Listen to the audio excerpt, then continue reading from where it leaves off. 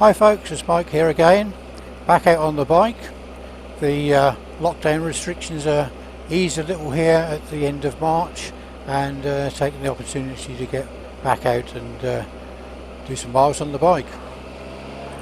While we've been in lockdown, I've done some hiking and some rambling, and I also took the opportunity to strip the bike down and get the wheels powder coated, so a little bit of bling added to the bike. So while we're in lockdown, lots of people have been watching the videos and been getting comments and questions come up on YouTube, and something that's come up a few times is the amount of head movement, or lack of head movement possibly,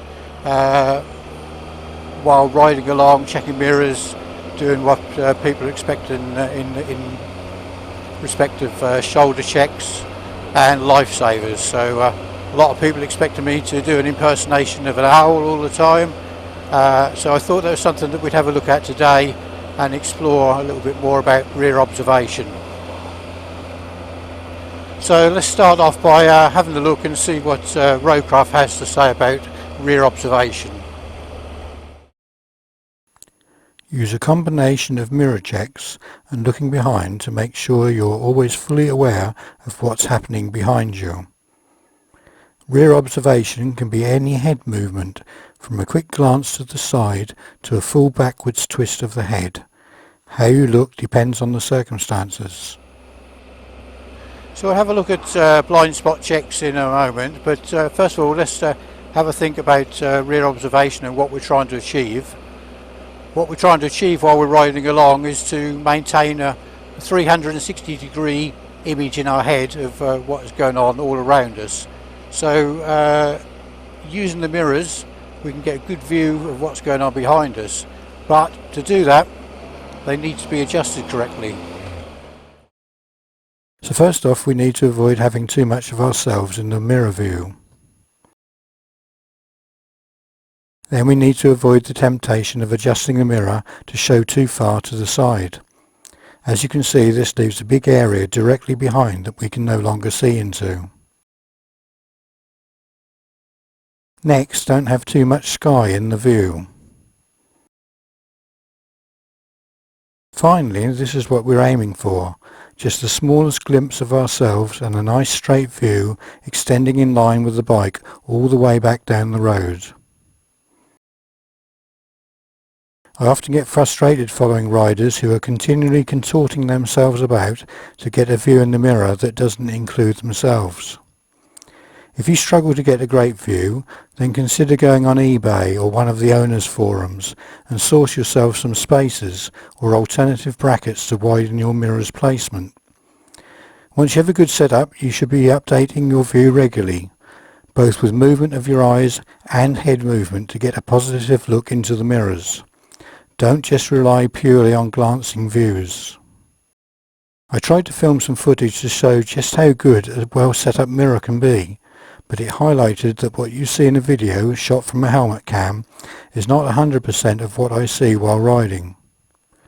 So I've parked up here and used a handheld camera to simulate the effect. Watch as the vehicles approach from the rear. There is an excellent view of them approaching, passing and then appearing in your forward vision. There's a brief moment where they disappear, and this is your blind spot.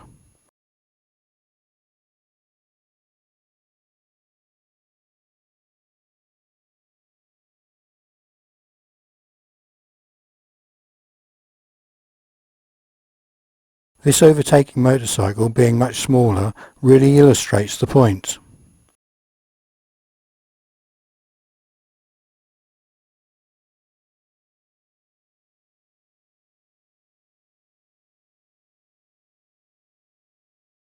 Let's watch it in slow motion.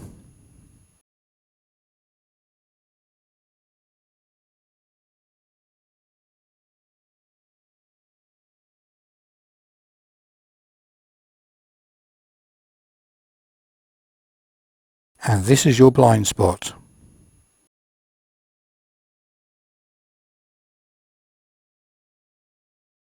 You can see that with a good setup, all that is required to check if there is anything in the blind spot is a head movement to the left or right side. Nothing big and flamboyant, just enough to actually look directly into the space. So far we've not impersonated that owl yet. What about Lifesavers, I can hear some viewers shouting. Well, again, let's see what Roadcraft has to say on the subject. The Lifesaver is the last check to the side into the blind spots before you commit yourself to a manoeuvre. The place for the Lifesaver is just before the action. Do it early enough to allow you to adopt an alternative plan. So the Lifesaver is our blind spot check. Are there times we need to impersonate that owl? Of course there are. There are times when the angle of the bike or the bars means the mirrors are almost useless. In these situations, swivelling your head is required to be able to see. Some good examples are acutely angled junctions and slip roads. Let's have a look at some example clips and see that you have to make considered judgment as to how you perform your observation. This first clip is a classic right turn from a main road into a side road. The Lifesaver or blind spot check is performed early enough to use any information gained. It's no good doing a flick of the head just as you start to do the turn because you've been told you must do one. It has to be useful and not a form of acting.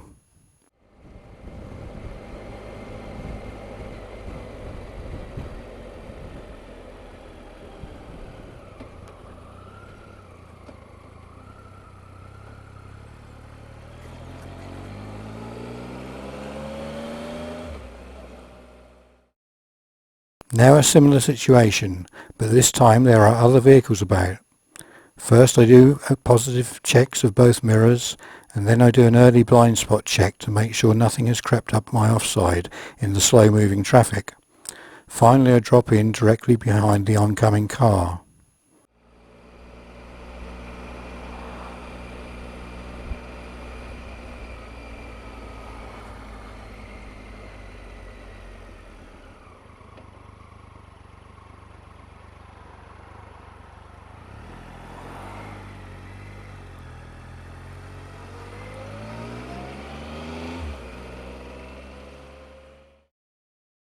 Another right turn.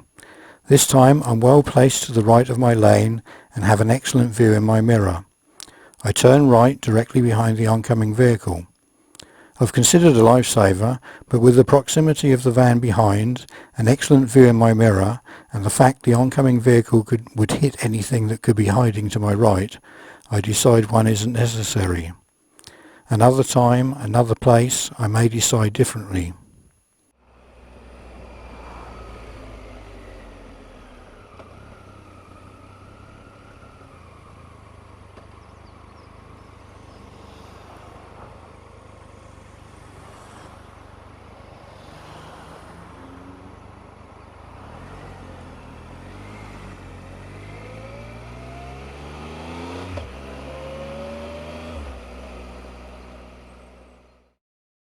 Here's a couple of acute left turns that require considerable head movement. Take note of the positive checks in both mirrors as I'm arriving at the junctions.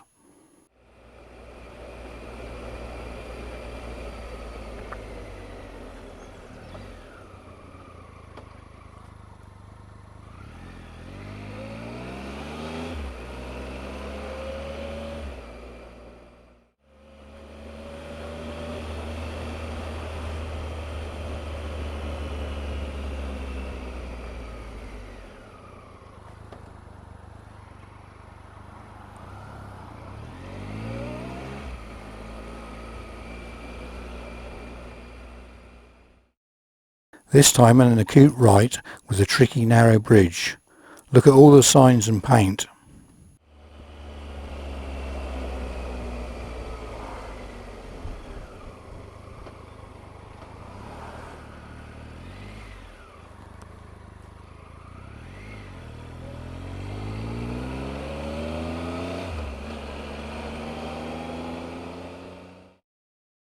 This one's a slip road onto a dual carriageway. A good positive look over my shoulder to the right and using plenty of the slip road parallel to the main road. Watch how I still do a lifesaver before the overtake, just in case a fast vehicle has arrived since my over-the-shoulder look when joining.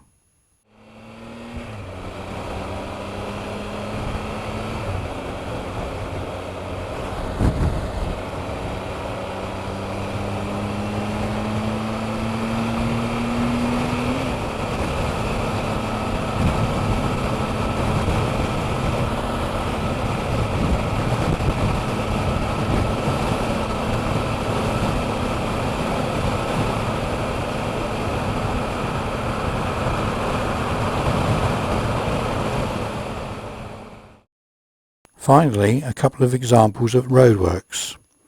I've had to wait some time, and while I've still kept an eye on the mirrors, I'm stopped on a bend. A little movement of the bars while stationary can improve your view, something you can't do with fairing mounted mirrors, but you still need to check for impatient vehicles anticipating or ignoring the lights.